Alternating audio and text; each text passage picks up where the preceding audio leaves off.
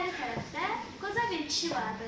Uzaqlaşıb bəşərdən mələk kimi yaşardı. Toplayardı özünə otdan mənzərdən köynək. Dolanardı minnətsiz, hər gün kərpic kəsərək.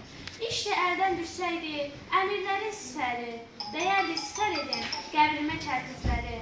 Onun kərpiclərindən tikdirsəydi kim məzar, sanardı rahat yatar, olsa belə günahkar.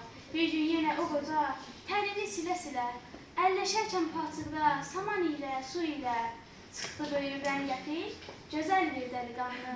Xitab etdi qocaya, dili ahlı amanlı. Bu nə işdir görürsən, bu nə düşkünlük qoca? Yalnız qullar, kürəklər, düşər zillətə bunca.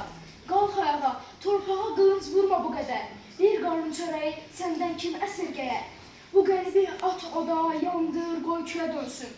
Bambaşqa bir gəliblə günahla sən özün üçün. Ahirət dünyasını qazanmağa çalış sən, salma özünü həkdən, əl çək bu daş kəsəkdən. Qocasan, qocalarla oturdur ancaq, cavanların işini cavanlar görsün bıraq.